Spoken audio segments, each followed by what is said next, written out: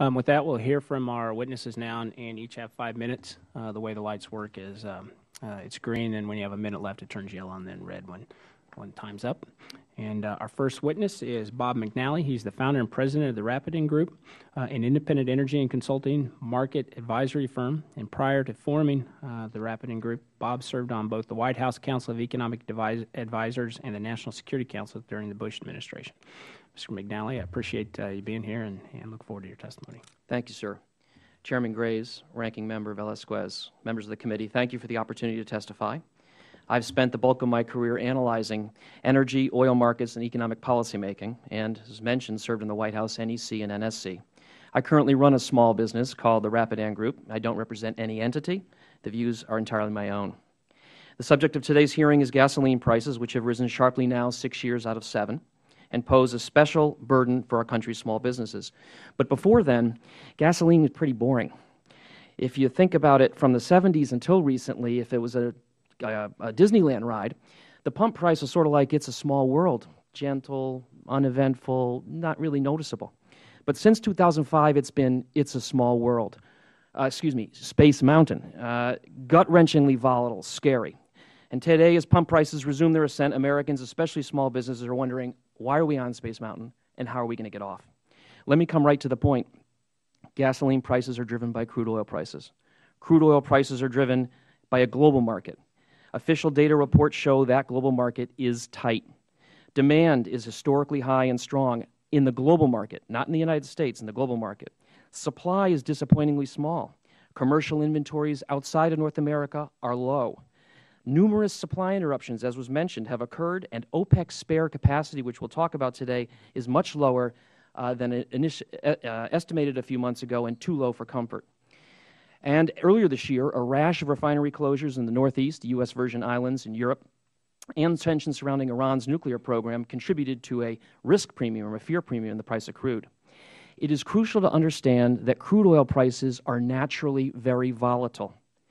To help suppress this natural volatility throughout history, since the mid-1800s, late 1800s, producers have held back spare production capacity to temper down that volatility. Spare capacity is supply from fields that can be quickly tapped to act as a shock absorber when demand is strong and disruptions occur, avoiding the otherwise normal large swings in prices we would see. Since the late 1980s, OPEC has used spare capacity to try and stabilize prices. But over the last 7 years or so, OPEC's spare capacity, as shown in that red line on that chart, it has fallen and remains much too low to stabilize the market, especially given geopolitical risks. The reason is a mix of voracious, relentless demand growth in fast-growing Asia and the Middle East on the one hand, and disappointingly small net supply growth on the other. While experts differ, many see this strong demand, weak production, tight spare capacity predicament lasting for the foreseeable future. And if so, oil prices are going to keep on gyrating, and so are fuel prices. There is no short-term silver bullet for our predicament. Using the SPR to smooth gasoline prices absent a severe supply interruption would be deeply unwise and counterproductive. The SPR and Department of Energy are not well suited to stabilizing global oil prices. Reserves are too small relative to market flows, information is too poor, and SPR interventions have and would be politicized. If Washington sold SPR crude every time gasoline prices rose, we will end up with no SPR, more volatile prices, and less protection when a severe supply interruption occurs. It would also be a mistake to misdiagnose the problem of gyrating oil prices as one of manipulation, distortion, or undue influence of financial market participants. Officials have repeatedly investigated the role of the financial market participants in recent oil price behavior and concluded that supply and demand fundamentals played the major role. This includes an interim interagency report headed by the CFTC in 2008. Leading academics also note there is no compelling data or analysis that shows the actions of financial market participants have caused the major price swings we've seen in recent years.